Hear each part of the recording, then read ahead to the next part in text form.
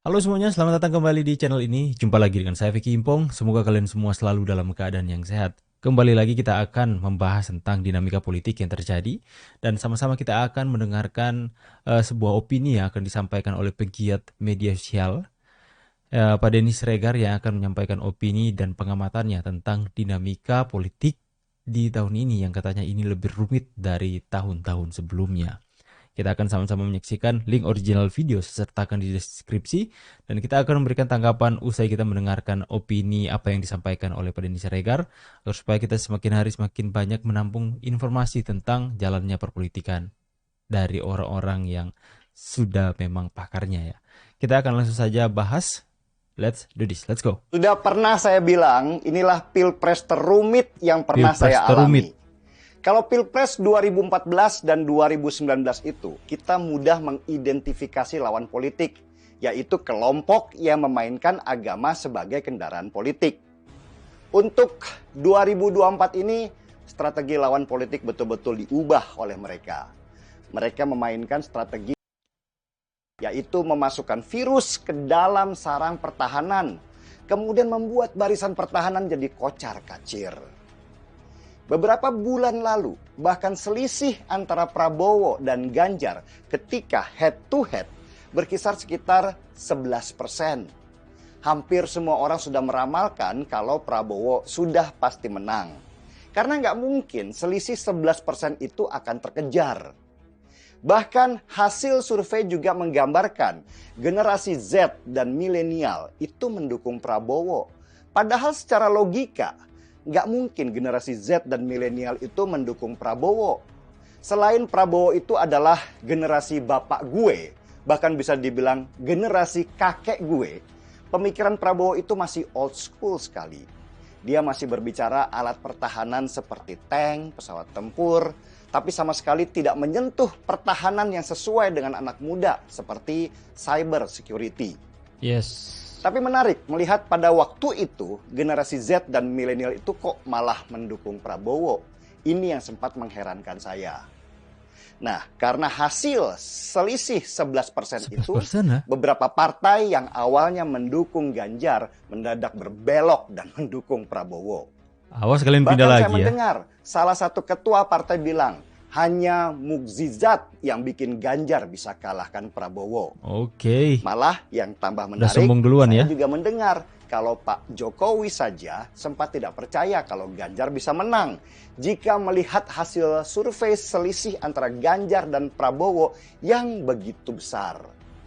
Isu-isu bertebaran saat itu, tetapi kenyataan yang saya lihat memang ada perpindahan besar-besaran dari pendukung Jokowi ke Prabowo, orang yang dulu tahun 2019 mereka lawan. Dan puncaknya terjadi ketika Budiman Sujatmiko akhirnya merapat ke Prabowo yang membuat banyak orang kaget dan bingung. Bingung kan? Tapi yang membuat saya tertarik sebenarnya bukan itu. Saya yang tertarik melihat mental petarung pendukung Ganjar yang bukannya melemah ketika melihat kenyataan itu, bahkan semakin bertambah kuat. Wow, keren ya. Militansi pendukung Ganjar yang sebagian besar dulu adalah pendukung Jokowi benar-benar terbukti persis seperti militansi ketika mereka memenangkan Jokowi di tahun 2014 dan 2019. Semangat petarung itulah yang dibutuhkan, yang membuktikan bahwa pendukung Ganjar bukanlah pendukung yang bermental tempe. Mereka seperti banteng ketaton yang ketika terluka bukannya semakin lemah, tapi malah semakin mengganas. Mereka mengisi ruang-ruang udara dengan konten-konten mereka yang sama sekali tidak menunjukkan bahwa mereka akan kalah. Lalu yang disebut mukjizat itu pun terjadi. Hasil survei Ganjar naik terus. Bahkan bukan hanya naik, tetapi meroket. Selisih antar Ganjar dan Prabowo ketika head to head yang tadinya besar banget di angka 11%, tiba-tiba mengecil menjadi sekitar 2-3% saja. Prabowo yang biasanya hasil surveinya setiap bulan naik, mendadak stagnan, nggak bergerak. Kalaupun naik, tipis banget. Kalau Anies sih nggak usah dihitung ya, dia turun terus kayak kambing jatuh ke jurang.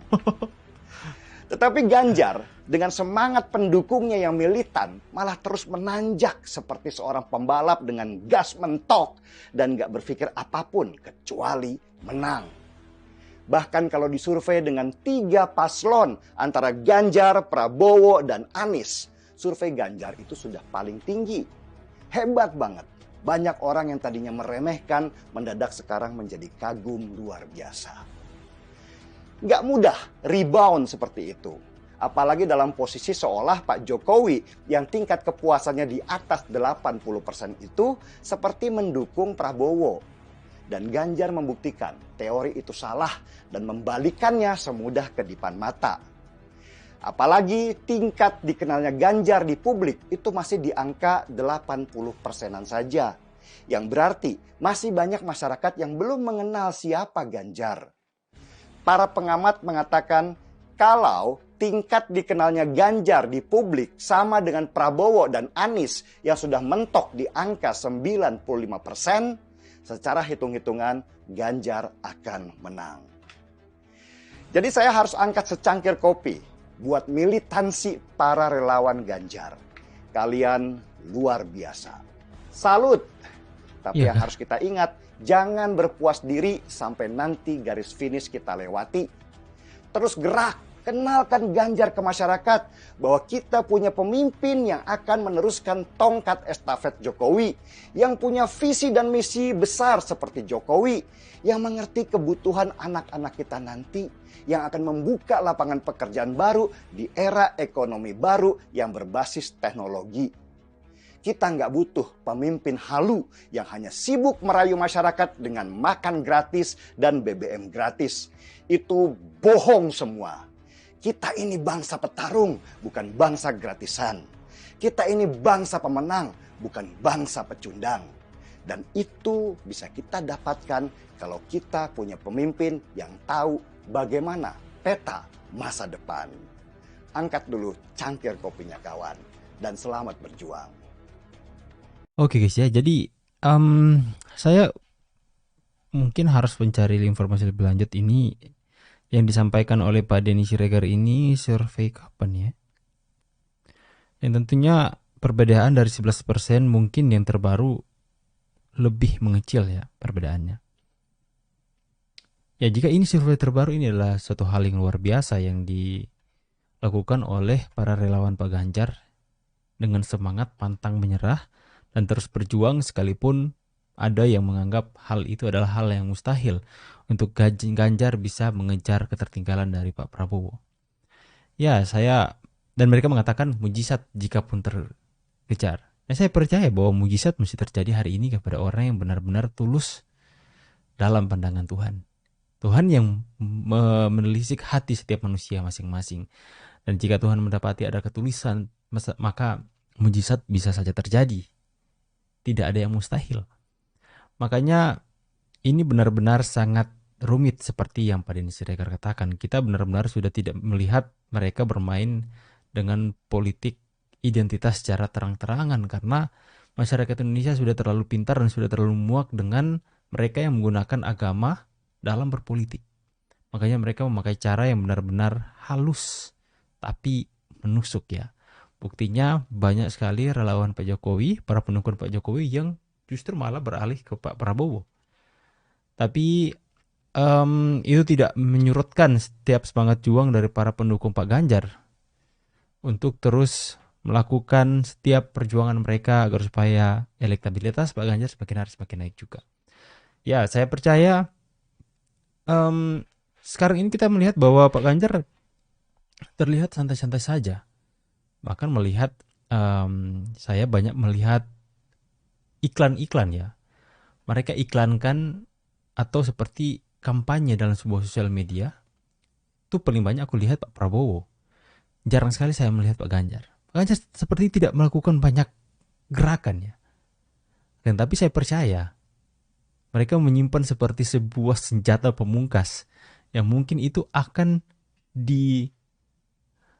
lancarkan nanti pas pendekatan pendaftaran ataupun sudah diumumkannya pendaftaran calon wakil presiden dan calon presiden yang sah nanti di bulan Oktober. Mungkin mereka akan mulai bergerak dan mulai berkampanye ya. Kita sama-sama ini pertarungan yang sangat-sangat luar biasa sih nantinya. Kita akan lihat banyak juga pendukungnya Pak Prabowo, banyak juga pendukungnya Pak Ganjar. Tapi kita akan sama-sama melihat mana yang lebih dipercaya masyarakat Indonesia. Kita akan terus update berita-berita seperti ini, supaya kita semakin hari semakin banyak menampung informasi tentang jalannya dinamika politik yang terjadi di tahun-tahun berikutnya. Kita akan sama-sama bahas terus, dan jangan lupa tekan tombol subscribe supaya teman-teman semua tidak ketinggalan informasi dan berita terupdate dari channel ini. So, saya Vicky Himpong pamit, sampai jumpa lagi dan God bless. Bye guys.